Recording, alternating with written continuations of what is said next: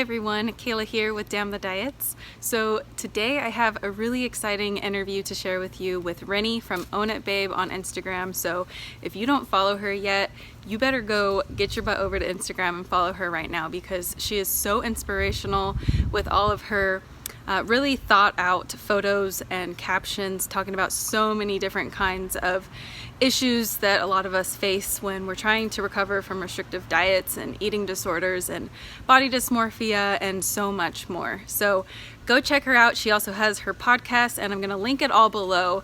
But for now, let's get into the interview. Okay, so let's take it all the way back to my teenage years. So I definitely remember a time where I started being aware of my body. I would say it was right around the age of 12 or 13, right around the time where I bought my first bra kind of thing, and started seeing my body change and develop. And that is when I started noticing other people's bodies too. So I definitely always like to go back to the time where I didn't think about that stuff, because I channel my inner child a lot, especially on bad body image days. And I do remember a time where I didn't do that. I was just kind of living my life, wasn't aware. I mean, I knew I had a body, but I wasn't aware of like what a good body looks like according to society, what a, not good body looks like, that kind of thing. But yeah, as I said, it kind of started around that age. And I remember noticing that my body looked different to the bodies of my girlfriends. And looking back at pictures now, honestly, I was just a normal child. I didn't, my body image was very distorted. I didn't look the way I felt, if that makes sense. So I definitely remember wanting to change my body, but I wasn't introduced to dieting till about the age of 15, I would say. And back then there was no social media, there was no Facebook, Instagram, anything like that. So it was just magazines and just basically stories that people were telling me or stuff I was seeing on TV. So I started dieting, and I just thought, everybody else is on a weight loss journey, so why shouldn't I do it? But I would say it didn't get serious till about the age of 17 or so, 16, 17. And I remember coming across a magazine that promoted juice cleanses, water fasting, that kind of thing. And by the way, I don't mean to trigger anybody. It really plays into the story. This is how everything started for me. So I was like, oh, this sounds great. I'm going to lose so much weight, and then I'm going to rid my body of toxins and all of these BS things that, these cleanses promise us, which isn't true, because we all have a liver and our body knows how to detox. So constantly cleansing itself, like it would be in serious trouble. Yeah, exactly. I know. I think people aren't aware of that, and I wasn't either. But yeah, I just want to believe it, because I remember hearing that and I was like, no, that's not true. We have to take control and cleanse our body. Yeah, we have to do it. Otherwise our body isn't, our bodies don't know what they're doing, kind of thing, right? We have to take over. But yeah, so I did it for 10 days. I just survived on pretty much just water, tea, and bone broth. It was brutal, and I lost a lot of weight, and that is what I was after. So I remember losing all this weight in such a short amount of time that once I started eating again, I was just terrified of gaining the weight back. And other people were noticing, of course, so the compliments started rolling in. I was getting more attention from guys, all of these things that just a vulnerable teenager is longing for, I guess, which now I just want to go back and hug myself, because I wish nobody would think that way. So anyways, I was hooked, and I just wanted to keep the weight off. So this is when the whole chronic dieting started. So I remember then reading into how am I going to keep the weight off after the juice cleanse. So everything that was suggested was about like a raw diet, raw vegan diet kind of thing. So I just did it. I just implemented this diet into my life, and I was cutting out more and more foods. That was when my anorexia started. So I was cutting out more and more foods. I started being very afraid of food, being afraid of going out with friends. If there was any food around, I would just stay at home just to not feel tempted. I use quotes a lot. But so that probably lasted about a couple of years. And that, sorry, go ahead. Oh, I was just gonna say, so it was, you did all of this, like the bone broth and all of the fasting, it was mainly for weight loss, not because your digestion was, you needed to heal it or whatever? So I started telling myself that it was to cleanse my body and to get rid of toxins and to just, feel better. But it was totally just about weight loss. It was just the story I was telling myself to justify it, but it all came down to weight loss. It's all these stories we tell ourselves, right? Once I lose weight, I'm going to be more popular and I'm going to feel better and I'm going to get all these job offers and my life's going to be amazing. So, Well, and then all the compliments from everyone else that just solidified all of these beliefs that oh we, my God. and it's just like, so then we get lost in that. Exactly. Yeah. And it's really, really hard to get out. It took me 12 years. So, after doing the raw vegan thing for a couple of years, I remember when my first binge eating patterns started to solidify. And now I know that this was my body just trying to survive, right? Because I was sustaining myself on very little calories. I was working out like crazy. I was at a much lower weight than my body likes to be. So I started, eating large, large amounts of food in secret. And back then there wasn't even Google, I don't think. So I couldn't even like Google to know what it is. I just thought I was a crazy person. I was like, what is going on? I can't control my body.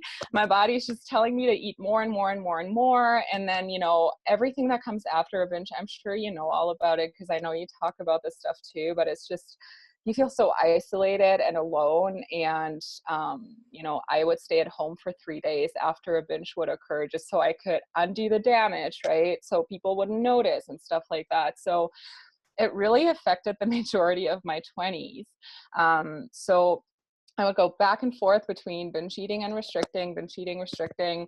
And then in 2014 or 2015, I think, I found fitness and bodybuilding.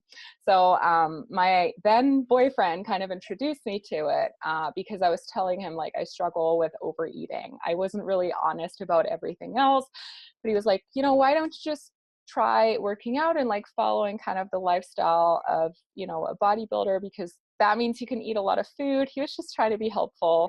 So I was like, oh, I'm actually allowed to eat food. This is great. So then I started, researching bodybuilding.com articles and following all these fitness competitors and just pretty much doing exactly what they were doing in terms of food and workouts and stuff. So I followed this lifestyle for like 2.5 years.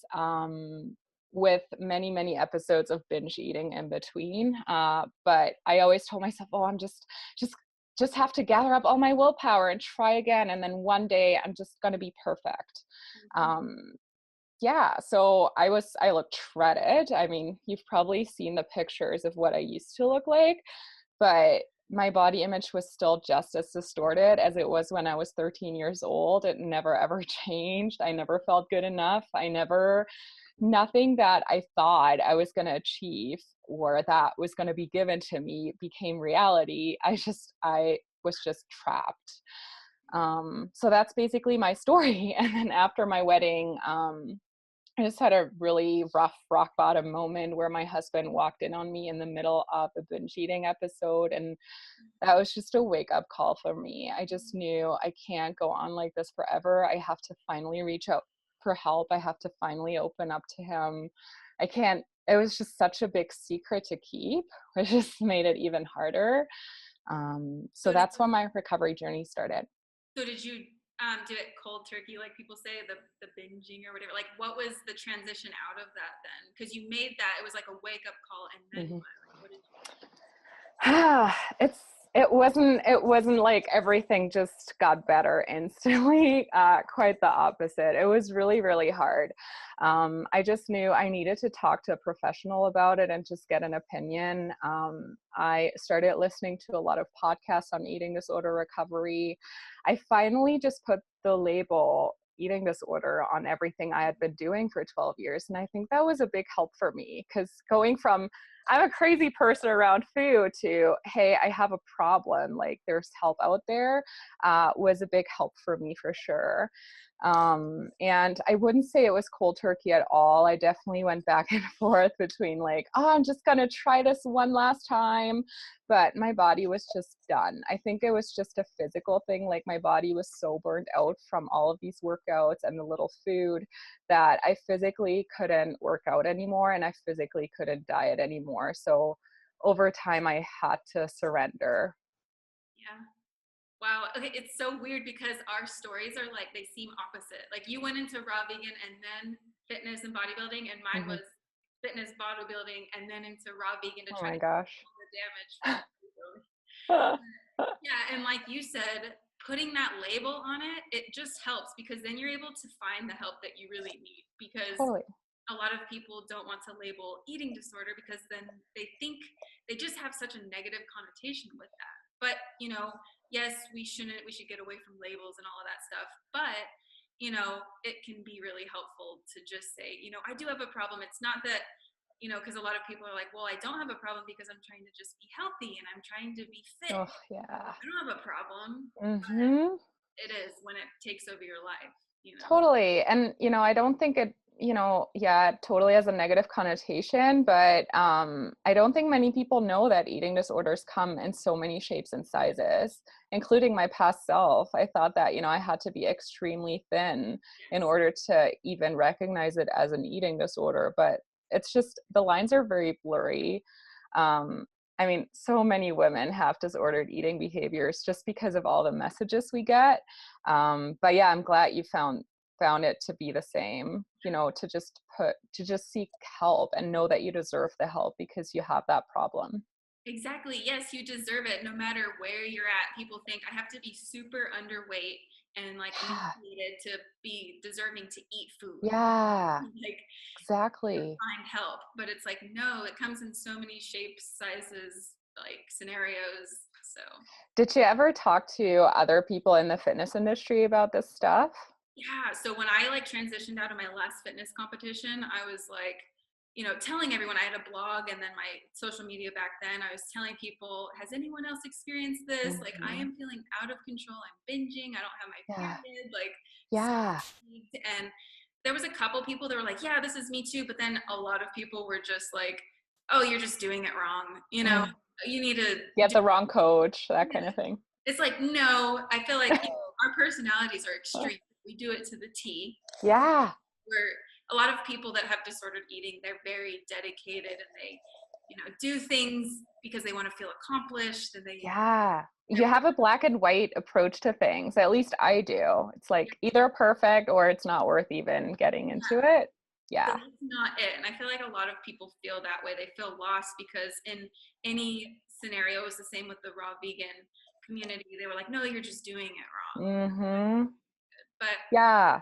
Or what I heard too was that, you should just eat more of, yeah, the stuff that's good for you and just not as much of the stuff that isn't. And then you're good. It's yeah, like, no, yeah, because that's even less calories. Like, no, that's not the right approach. exactly. Yeah. Well, so you mentioned willpower too and self-control, which I wanted to ask Mm, you about because you hear this a lot. Like, if you just have more willpower and people yeah. feel guilty and shameful because they feel like a failure if they lose their willpower or self-control. So, like, why do Mhm. you think these diet mindsets don't work in the long term? Oh, I love this question so much. I love talking about this. It's science and evolution. So we don't fail at dieting, the diets fail us. I love this quote because it's just so true. So evolution means that, we have evolved, our bodies have evolved to needing a certain amount of calories to survive and thrive. And if there's not enough calories coming in, our body will do everything in its power to make us eat more food. So that is why people that diet a lot or that restrict, they are just very preoccupied with food. They keep thinking about food. They keep scrolling like pictures of food on Instagram and like wishing they could eat it. And people that diet often get very interested in the food industry in and of itself, which I found so interesting. It was very true for me. I was like, oh, I should become a food writer, or I was just very preoccupied with the whole food thing. And it's our brain. It's our brain making us eat more food so that our body can actually survive. And if it wasn't for that, us humans wouldn't even be alive anymore. Because back in the day, there was no diets, but food wasn't abundant, like the hunter-gatherer times, right? So something had to happen so we could actually survive. So our bodies developed those strong urges for food. So those ancestors of ours would actually go out there and seek food. So that is the reason diets don't work. Our bodies are not meant and designed to actually survive on a caloric deficit for a prolonged period of time. It's just science. And that is why my heart just breaks for all the people that always feel like they're failing at everything. Oh, I tried the paleo diet, but I, couldn't stop binging on paleo desserts, and, I'm such a failure. That used to be me, right? Or, oh, I tried the keto diet, I just couldn't do it, I'm such a failure.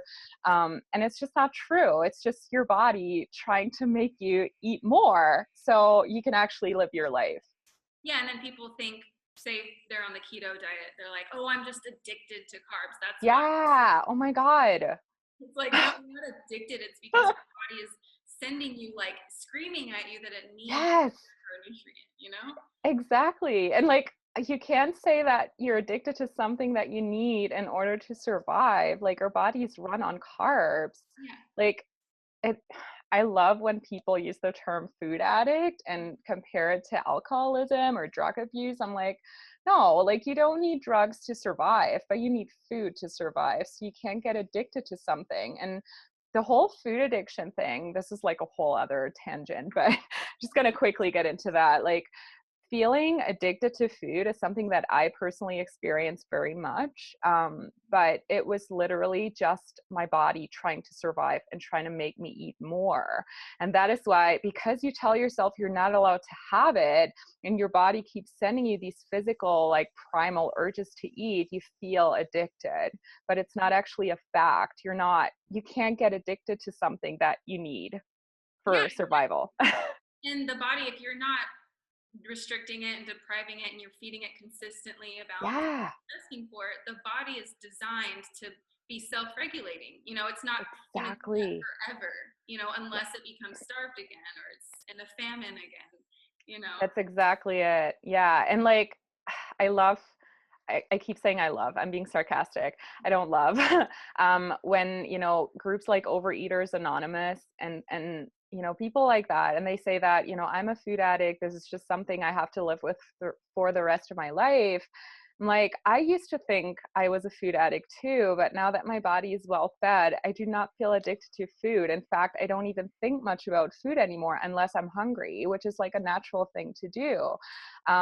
So I hate that they place this label on it and then just identify with it, which then just perpetuates the whole cycle of restriction, overeating, binge eating, restriction. And, it just keeps going on and on and on. So if any of you guys that are watching this feel addicted to food, it just means that you need to feed your body just a little bit more today. Exactly. And exactly what it's asking for too. Don't try to compensate with something because you think you shouldn't be eating that. It's like, totally. Something I used to do a lot. Me too, especially in beginning, because you have to break down like those beliefs and, get over it. But I had the same thing. I was like, before all of I found it on Google, like I had no idea what was going on. So I went to Overeaters Anonymous and I was like, this is a problem. But then it just perpetuates it because they tell you to diet and then restrict certain things and calorie count and all this. And it just perpetuated the whole cycle. Yeah, because you get fixated on food and that's not actually the problem. Yeah. Yeah, I agree. Yeah. Okay. So I love that topic too, but I mean, I have so many other questions. Okay. Because I know your Instagram is amazing. So anyone who's watching who doesn't follow RINI, it's Own It Babe. So you just have some awesome photos. They're so real. and you're so vulnerable and you're like helping so many people, because I read like comments and stuff. So, how were you able to get to this point though? Because it's hard. A lot of people in recovery, obviously, the hardest thing for everyone is weight gain. So how did you get to that point where you were okay with weight gain and you started to develop that respect for your body again? And how did you develop a positive body image after hating, your body for so long?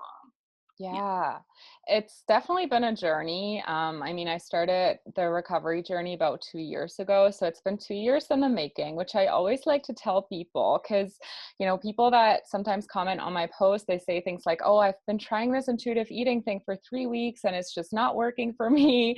And I'm like, well, I've been doing it for 2 years. Like it's a trial and error thing. So accepting the weight gain that comes with it, the one thing that really, really helped me was just to understand that the price I have to pay to look shredded is just not worth it to me. Like, it's not going to be a nice life to live. And I don't want to be, 98 years old, look back on my life and just see a person struggling with food and their body. And I knew just in my heart that it's going to be so freaking hard to accept those body changes from somebody that struggled with body image for so long. But I was willing to pay the price of having a bigger body so I can actually look back on my life when I'm old and realize, like, yes, I was present on holidays. Yes, I was present at birthday parties. I ate birthday cake. I went out. I wasn't scared of the food that was maybe going to be served because I don't want to fall off the wagon or whatever.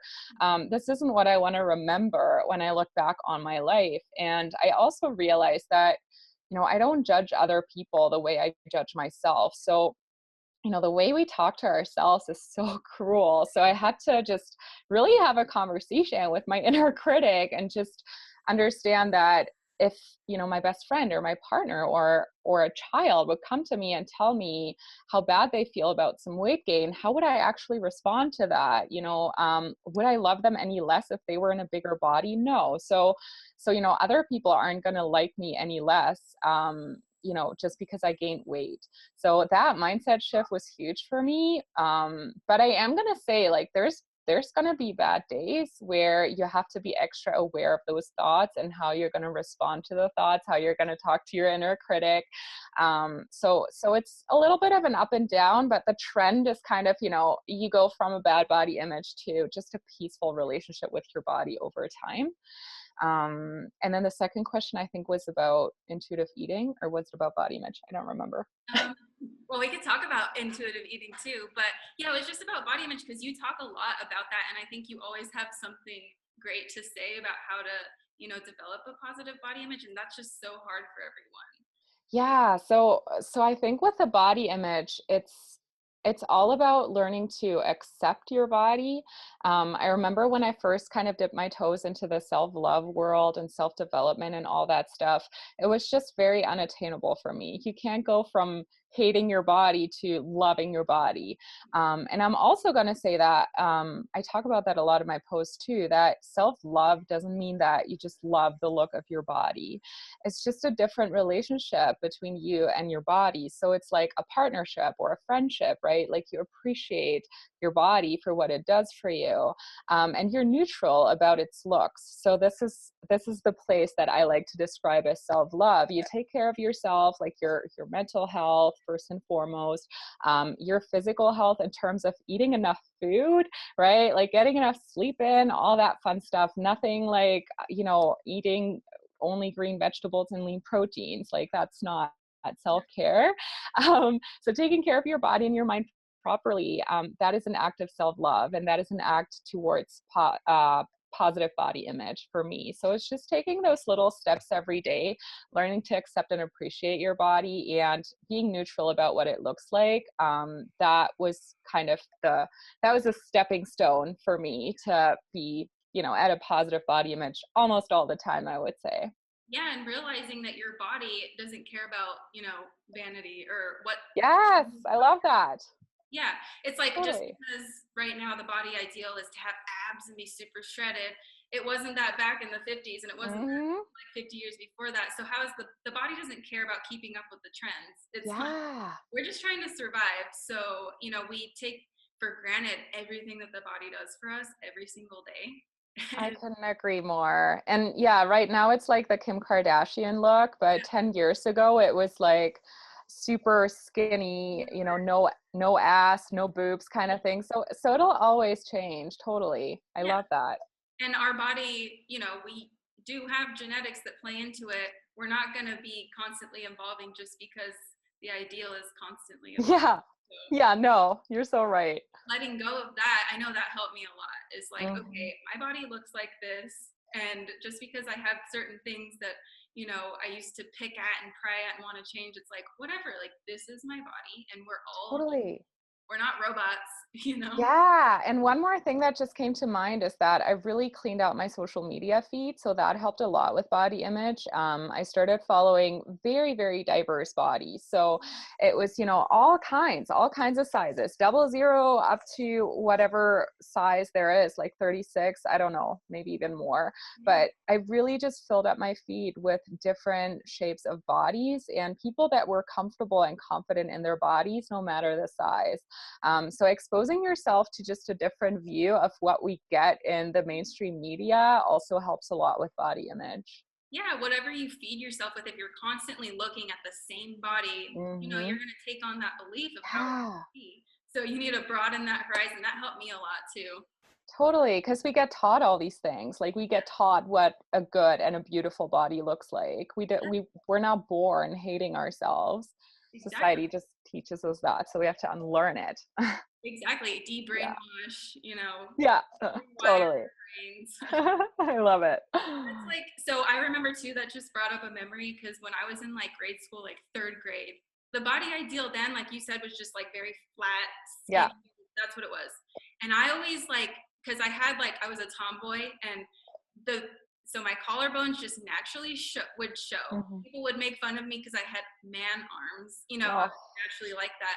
So, but then, that wasn't in style then, but now all of a sudden, or whenever it gets in style and people like it, yeah, 20 years from now, they're not going to like it. So it's like, totally. and then when people say these certain things, they stick with you. So you're always wanting to change whatever it is that, Exactly. Yeah, it's like we can always find flaws that need to be fixed according to somebody else's opinion. yeah, we Yeah, can't be someone else. We're our own, so that totally. actually is what I wanted to talk about too, is, how do you advise someone to stop comparing to others? A lot of people have this comparisonitis. Hmm. And so they're like also, body checking and comparing all the time, and just, feeling completely uncomfortable with themselves. How would you advise someone to change those behaviors? Yeah, this is such a tough one. And I have to say for myself, I just shared that the other day with my audience too, that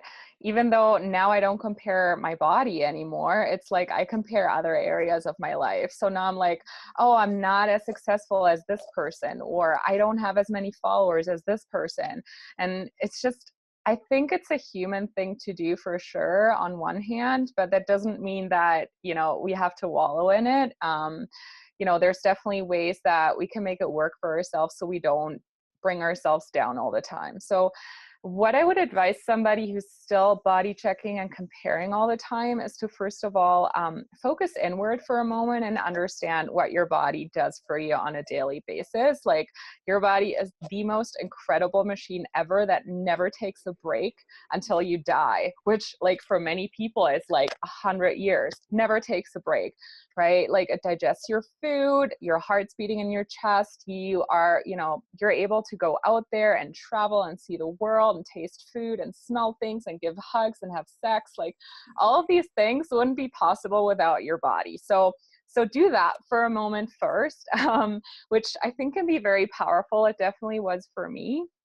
And then just remember as well that the legacy that you look back on is the one you create right now in this very moment. So when you're old, try and picture yourself as an old person and understand what you actually want to look back on. And nobody, I swear to you, nobody will go to anybody's funeral and remember the person based on their looks. They're not going to say, oh, she was just so good at dieting and she was just so skinny. Like, I'll never forget her. It's like, no, she was a beautiful person. She was an amazing friend. Like, so count out the values that you appreciate in other people, and those are the values you already carry inside of you. So really focus on what kind of person you want to be, how you want to live your life, and that these things, like how your body looks compared to the person next to you, will not matter once we're all dead. I know this sounds crazy, but this was just a mindset shift that happened inside of me, and that really helped me just to stop comparing. And then, like I said earlier, like, we're all human, so acknowledging that these thoughts might come up. So not trying to necessarily fight them, but just be like, okay, like, this is what my human mind is doing right now, and it's okay. Like, I'm comparing myself, but it doesn't mean that this person is more worthy than me, because we're all equally worthy. So acknowledging the thoughts, and then also knowing, like, that doesn't mean that you're any less worthy than the person next to you, I think can help as well. I love that. You said a lot of things that help me too. Like, I like to talk about that too, is thinking about like where you are too on your deathbed. It's like, are you gonna look back and think, man, I should have like restricted those carbs? Yeah.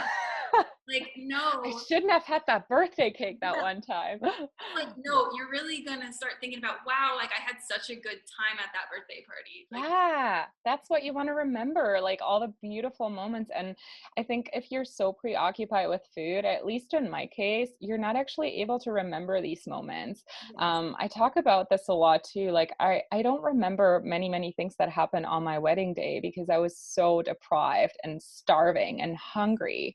So it's like your hunger just takes over and overpowers everything else that's going on your mind. So really be aware of that. And to anybody who's listening or watching right now, and just know that you have the power to create those beautiful memories that you'll cherish forever. So this is your choice. Yeah, life isn't just about food. Like, wellness, like everything is so much more than just food. And like in my recovery, that's a lot of the things that I had to get over this period of like guilt, because I was like, man, like all of these years and I just wasted it, like focusing on my body, and like I missed out on this opportunity and this traveling experience and this relationship and all of these things. God. And so like you can't, like you said, wallow in that forever, but it comes up, and it's like that's gonna happen again when you're 60 years old or something, Totally. You might as well, like, it's hard, recovery and all of this stuff, but it's worth it to do it now, so you have the rest of your life, no matter what age, because there's people that are 17 trying to recover, 35 trying to recover, 60 trying to recover, so do it now, like make the commitment now. This is so true. This gave me goosebumps. I love that. I know this whole conversation's giving me goosebumps. Totally. But so, okay, you brought intuitive eating, and I did want to talk to you about intuitive eating. So yeah, I mean, what is your approach to intuitive eating? What do you think about intuitive eating? What does it mean to you? Okay. So intuitive eating to me means, first of all, having a totally chill approach to food. So not being very focused on food per se. So letting your body handle the whole food thing is my approach. So it takes time, of course, but this was always my goal and my journey, to get to a place where my body just tells me when it needs food and how much it needs. And, I just kind of follow along, and I'm just in for the ride, because that physical stuff, like the food and the drinking water and the sleeping and the moving, like our bodies actually are designed to handle this for us. We just think that we have to micromanage everything. So getting out of my body's own way when it comes to food is definitely one of the most important steps in intuitive eating.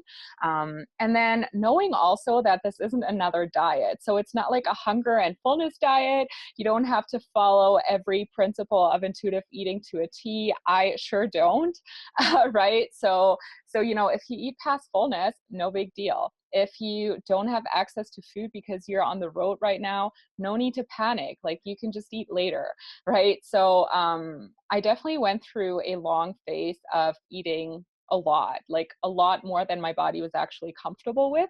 But because my body wasn't sure if I was going to restrict again, of course, it just made me eat a lot of food just in case, to prepare for the next famine or diet, right? So that's a phase in intuitive eating that many people go through. So I wanted to just bring that in. But yeah, basically it's just eat the food, don't overthink it, don't stress about it. Your body is going to tell you if it needs a big green salad, or if it needs a burger, or, or ice cream or fruit, whatever it is. And over time, this really, really balances out. So in the first few months, you might want just chocolate cake for breakfast, lunch, and dinner. So, go ahead and have that chocolate cake. And then over time, you will actually start craving other things too, like a green salad. Yeah, people don't. That's it in a nutshell. Yeah, no, you explain it so well. And that's exactly like how I feel about it, because I feel a lot of people, they change from like the dieting and recovery into now another label Yeah. themselves into, and they don't allow like flexibility, which intuitive in itself is to be flexible and to Yeah. just go with it and change with the fluctuations. Yeah. So like you said, don't put yourself in another box of intuitive eating, because Totally. it's going to change. And I think, like you said, it's like getting out of your mind, not overthinking it, really, because a lot of us get into this mess because we're overthinking everything and we're not in our body. So it's like bringing that back into sync again, I feel like. I couldn't agree more. Totally. And as soon, anything that has to do with calorie counting. So as soon as you start counting or thinking about how much food you ate, you're getting back to the diet mentality. So it's one of the most important, in my opinion, principles of intuitive eating is to reject that diet mentality. So just focus on being more chill around that. Yeah, and that not being like the end result of recovery. Yeah, It's like, it's just going to be a gradual process. It's just going to happen exactly. naturally. Like, stop focusing on, okay, well, when can I do intuitive eating? Trying to like figure it all out mentally. It's like, I know, it's exhausting. yes, exactly. So Yeah. this is part of that letting go process. Mm-hmm. Takes time. Yeah.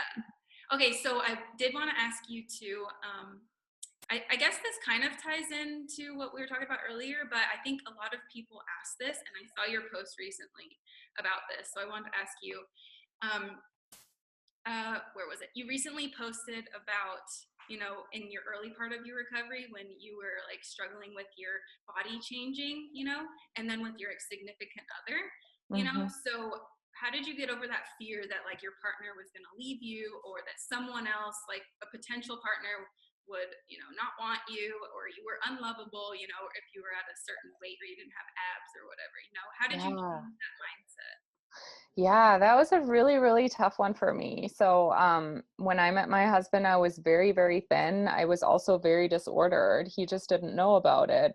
So, the most part of our relationship, I was struggling with food and my body, but I was in a very small body. So, naturally, I assumed that, if I was in a bigger body, he wouldn't find me attractive anymore. He wouldn't, want to make a move on me anymore. So what I started doing was just saying very mean things to myself. It was almost as if I was pushing him away even more and then trying to make him say it, like saying all these mean things about myself in hopes that he would say like, yes, you're right. I actually do not find you attractive anymore. I'm going to leave you, because I was panicking so much about it that I just wanted to know. But I remember doing this for a while, like saying how disgusting I feel and how ugly I feel and like all these brutal things in front of him. And then one day he just stopped me and he just said, okay, you need to stop doing this, because, I can tell you that I find you beautiful, but if you don't believe me, like there's nothing I can do to prove it, because by saying all these things to yourself, you're just pushing me away. You're making me feel like I shouldn't even make a move on you, because like I said in my post, he was like, it's like you carry this big stop sign over your head that just says, do not touch me, do not make a move on me. I don't feel attractive, so, you shouldn't find me attractive either, kind of thing. So it was all in my head, definitely. And Our partners just want us to be happy. Our partners want us to be healthy. And if we feel confident in our body, that is actually, the best thing we can do. It doesn't necessarily matter what we look like, unless our partners are, very superficial and have very superficial values, which then I would suggest you start asking yourself, like, is this the person I want to be with? Or, if you date somebody that's like that, like, is this a person I actually want to get into a relationship with? Chances are probably not. You want to be with a person that loves you for you, not your body. So what I did, what really helped me, is that I promised my husband to stop saying mean things to myself in front of him. So he's like, just, do me a favor and do not say it out loud. Do not say it when I'm there. So I started just not saying it out loud anymore and just thinking it to myself for a while, which lasted a few weeks for sure. But over time, those thoughts just started getting less and less and less. And that, again, always love bringing the science into this, but it's just our brain spitting out the same thoughts over and over and over. And if we don't engage in these thoughts, if we don't act on them, if we don't say it out loud, our brain will understand, like, there's no point in me spitting these thoughts out over and over. I'm going to just stop. So our brain actually has the capacity to completely rewire. So that just takes time, but not saying these things out loud can go a long way. And then really just believing when your partner tells you that you're beautiful, that you truly are to him, right? So now it's just about building back up your own relationship between you and your body. And if your partner is a douche and tells you should lose weight, or is body shaming you or anything like that, that's a whole other thing. I personally have never dealt with that. I'm very lucky. But if anybody who's watching has a partner that is verbally abusive or anything like that, then that's a whole other thing. You need to have that conversation with him or her, and just see where you're at and if you still want to continue on with that relationship. Oh my gosh, I love all of that. It's so true though. But yeah, you have the choice to who you're going to surround yourself with. And if you're trying to, impress someone that has very superficial and shallow, Mm-hmm. mindsets, then you don't want to put yourself into that, because that's going to make everything so much worse. Oh, That's going to like totally. take away all the progress that you've ever made. Yeah. And then also, like, if you want to just stay in a smaller body for a specific person, aren't you going to start resenting that person at some point, or feel unworthy of his or her love? Or, there's just so many things that come into play. Yes, exactly. And then I love what you had to say too about like the thoughts. I mean, I always love bringing in the science as well, but Yeah. of course, over time, like if you're, not giving power or energy or acting on those habitual thoughts that become Yeah, so ingrained, like eventually they're going to lose power, just like with exactly. everything else. So, it's just that repetitive action and like Hmm. mindful action to Yeah, change those thoughts. Like it's not just going to happen, so you have to make that conscious effort every day, whether totally. turns out good or whatever, because they'll come back with a bang, even if you Hmm. get to a certain point and it's like, okay, I think I have this. And Yeah, one day it's going to come with a that's bang. exactly when it comes back. Yeah. Yeah, So just definitely. consistency. Thank you so much, Rini, for doing this with me. Is there any last bit of, insight or advice that you want to give to the audience here? Yeah, I think my last advice would be to just know that you are very deserving of help, and to know that there's help out there. If it's not financially possible for you watching to get into any treatment facilities or anything like that, there's other possibilities. There's free resources online, podcasts, your channel, Kayla, just other resources that are free. And then eventually, if you can't afford to hire somebody or go into treatment center, just know that you're so worthy of it. And then remember how you want to live the rest of your life, and know that there is help. You're not alone. So that would just be my last advice to anyone listening. Thank you. I know, and you're not weak for asking for help. That's actually like the most Yeah, thing that you could do. it So is. It's being vulnerable, but you grow stronger out of it. exactly. I know a coach helped me in my recovery, and I know that you do coaching as well, right? Yeah, I don't do the one-on-one anymore. I'm just finishing up with the clients that I have for now, but I do have an online course that is kind of like a personalized coaching program, but self-paced. So Nice. Well, where can Yeah. people find that? And then where can people find you? I know I mentioned Instagram, but Yeah, so I definitely hang out most on Instagram, but I'm looking to, expand to other channels too, in terms of podcasts, maybe YouTube channel. But for now, my Instagram handle is at ownedbabe, and my website is ownedbabe.ca, and that is where you can find my course as well and any other free resources. I have a lot of freebies on there for anybody that, doesn't have the financial means to go that step further. So you can find it all on my website. yay, thank you so much for all the work that you do. You are literally changing people's lives. So So keep are you. I love everything you do. It was so lovely to chat with you.